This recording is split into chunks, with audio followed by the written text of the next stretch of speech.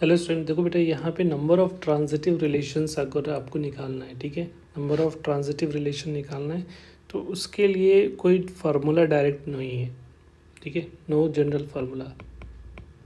जिस तरह से आप रिफ्लेक्सिव और सिमेट्रिक के लिए निकालने के लिए फार्मूला है, उस तरह से इसके लिए कोई फार्मूला नहीं है, नो जनरल फार्मूला, ठीक है। तो कुछ है, जैसे एक एलिमेंट है तो नंबर ऑफ ट्रांजिटिव रिलेशंस कितने होंगे, 2 होंगे। जैसे एज फॉर एग्जांपल अगर पहले वाली की बात कर रहा हूँ तो अगर कोई सेट ए है उसमें एक एलिमेंट 1 है, ठीक है, तो ए क्रॉस ए क्या हो जाएगा, ए क्रॉस ए हो जाएगा 1,1 ही होगा इटसेल्फ।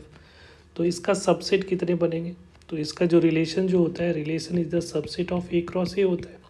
तो ये एक एलिमेंट का सबसेट एक तो 5 होगा और एक इटसेल्फ होगा, ठीक है, एक इटसेल्फ ले लो।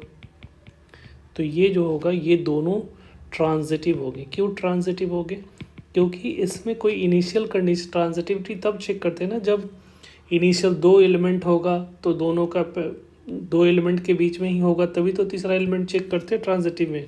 तो इसमें एक ही एलिमेंट है तो दूसरा है ही नहीं, तो ट्रांजिटिविटी चेक करने की ज़रूरत ही नहीं पड़ेगी और बाय डिफ़ॉल्ट ये क्या होगा, ट्रांजिटिव होगा, ठीक है।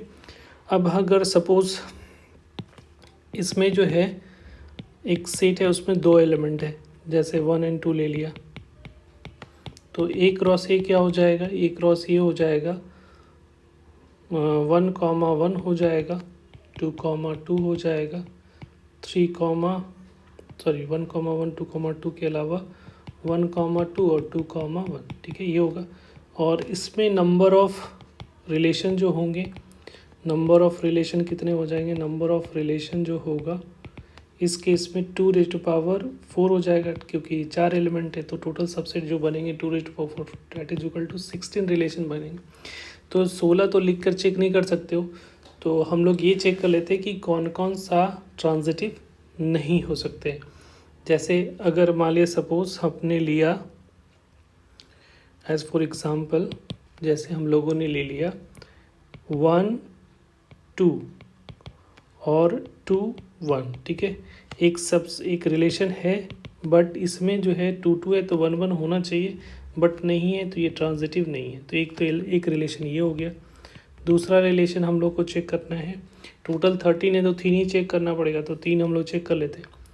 दूसरा रिलेशन ऐसा हो सकता है कि अगर हम लोग ऐसा लिख लेते हैं,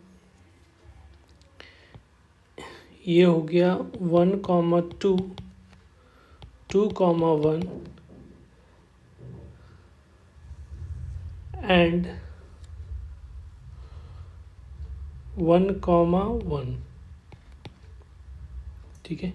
तो ये जो है ये ट्रांजिटिव होगा क्या, देखो एक बार चेक करो, ये दोनों है तो ये तो 1 1 है, ठीक है, ये तो ट्रांजिटिव दिख रहा है। और क्या होना चाहिए,